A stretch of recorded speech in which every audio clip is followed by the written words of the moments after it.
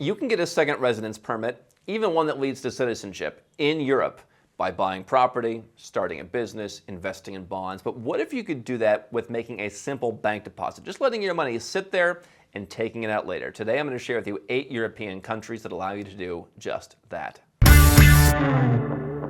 So the benefit of having a second residence permit is that you can live in the country if you'd like. Many European countries now, despite high headline tax rates, offer foreigners multi-year tax exemptions, lump sum options, non-dom tax options where you can dramatically reduce your tax bill by moving to Europe. You can work towards some of the highest quality second passports in the world.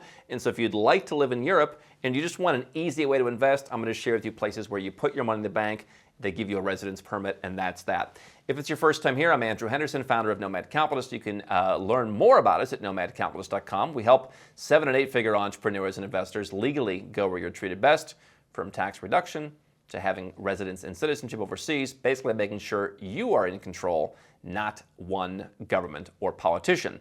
And so let's start in Greece. Greece has actually done a number of innovative things. We have made fun of Greece for a number of years for how property taxes rose dramatically during the financial crisis and people got left holding the bag.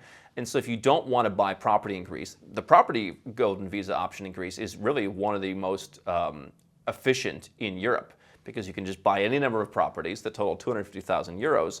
And with the euro being low right now, you can get a relatively decent deal. Greece also has a tax incentive. If you're a real estate owner, you can move there and you can dramatically reduce your taxes in some cases. But if you don't want to deal with any of that, then you can simply put 400,000 euros in the bank, and you can actually split it up even, so you don't have to put it in just one bank.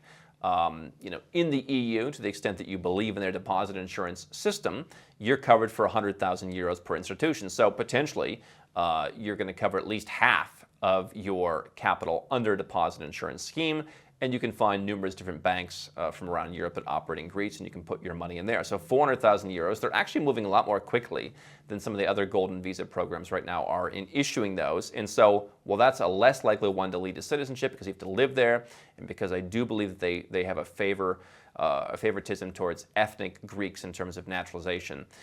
You can certainly live in Europe, you can live in Greece, you can travel freely throughout Europe with a simple bank deposit in Greek banks. Let's compare that to Portugal, for example. They've got a very well-known golden visa program that has become more strict in 2022 in terms of where you can buy real estate. And so people have started to move out of real estate, or residential real estate at least, into either commercial real estate or residential real estate in a few smaller coastal areas or interior areas, or they're investing in investment funds. But what if you have money just sitting in the bank? What you could do is simply put 1.5 million euros in the bank. So you're talking almost fourfold what Greece asks for. Portugal is likely more easy to be naturalized in. You don't have to live there all the time. There are some steps you should take if you want to be naturalized, but in theory, you can spend as little as a week a year there and work towards citizenship. And so you don't have to change your lifestyle, and you've got a better chance of learning citizenship if you can learn some conversational Portuguese. Is that worth nearly 4 times the bank account investment? Yeah, maybe, maybe not. Certainly there are much more affordable options in Portugal, but if you just want to put cash in the bank, 1.5 million will do it. Let's talk about nearby in Andorra. Andorra, long known as a tax-friendly country. You can get residence there, and citizenship is going to be very hard to come by. It takes a long, long time to get citizenship in Andorra. The residence permit requires you, unlike the two in Portugal or Greece, requires you to spend 90 days per year there, so kind of on par with what Malaysia is asking now.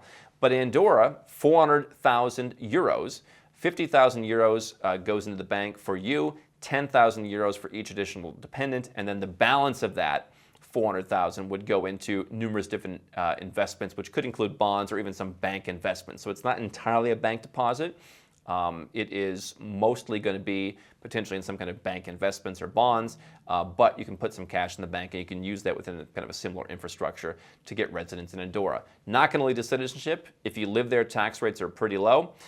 If you want somewhere that is more mountainous and you can just enjoy skiing in the winter and enjoy calm life in the summer, not a bad place to go. It's just a place to live, and the banks are widely sought after, and so might not be the worst place to go.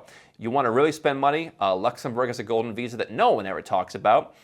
We did share some information on how to get Luxembourgish citizenship, and hey, what a good citizenship to get. Talk about a small country that most people don't really know about, and what they do know about it, It's like, oh yeah, that's pretty successful, right? The Grand Duchy of Luxembourg. If you put 20 million euros into Luxembourg financial institutions, they will give you a golden visa. You're going to have to live there to get citizenship, which means you have to pay some taxes to get citizenship, but you can do so in about 6 years. There are much cheaper options that involve more active efforts, including even basically setting up your own family office for a lesser 7-figure amount, but just cash in the bank. If you get 20 million euros, you'll go to Luxembourg and they'll be happy to give you a golden visa. Guernsey in the Channel Islands, if you're an investor, 1 million British pounds, basically 750 of that should be like in term deposits, what's supposed to be of value to the local economy, and then the rest can just be kind of sitting there to be accessed. If you're an entrepreneur and you have 200,000 pounds in the bank somewhere else, or you can bring it in to the banking system, then you can start a business and that can be the cash in the business. So not so much a bank deposit on the business side, but if you've got £1 million, which the pound is now at a 40-year low against the US dollar, and you want to live on a small island that has some of the quality of life of the UK, you can move to Guernsey. Certainly you have places like Gibraltar that have a little bit better weather and are a little bit more accessible. Jersey as well with their tax program, but Guernsey in particular has the bank investment option.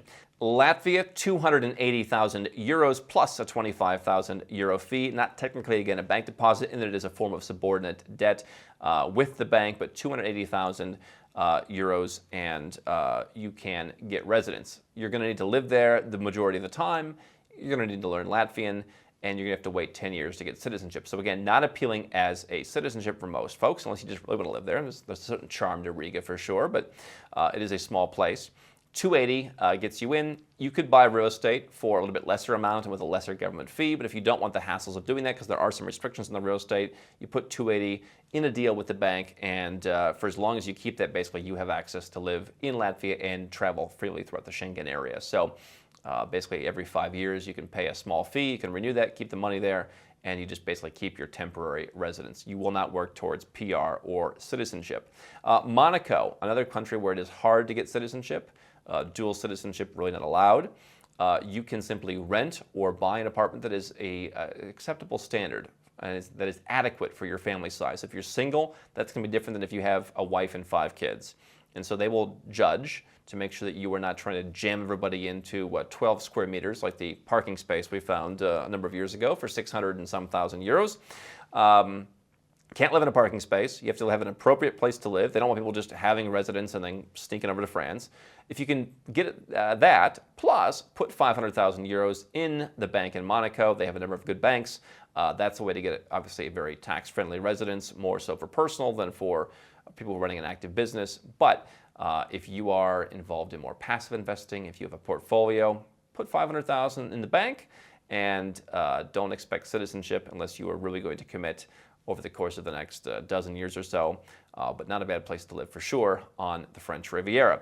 Lastly, if you just want to jump directly to citizenship in Europe, you have part of Turkey that is, of course, in Europe, and so you could live in Istanbul, not as tax-friendly as some of these other places, no tax incentives there that you would have in Greece or Portugal or Monaco.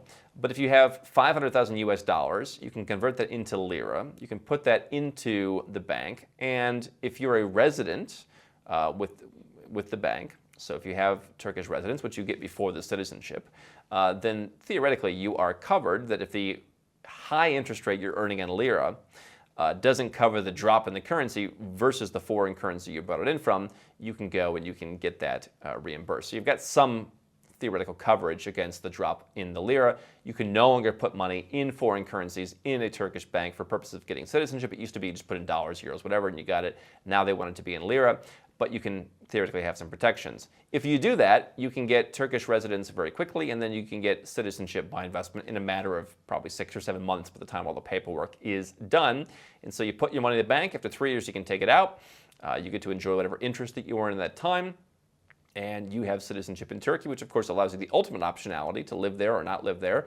You could live there as long as you want, and they really can't get rid of you once you're a citizen, right? So that would be the benefit of a more permanent solution if you like the idea of living on the European side or the Asian side of Istanbul or anywhere else that you want in Turkey. So 8 programs that you can get residence or even citizenship. Obviously, in countries like Portugal, you can work towards citizenship. Luxembourg, you can work towards citizenship. There's always taxes to consider in Europe. And so a country like Portugal has a decent tax incentive, not a perfect tax incentive, but a decent one, would allow you to live there and pay a nominal amount of money while you are working towards citizenship. But if you just want access to living there, there are 8 countries where you can do it just by putting your money in the bank.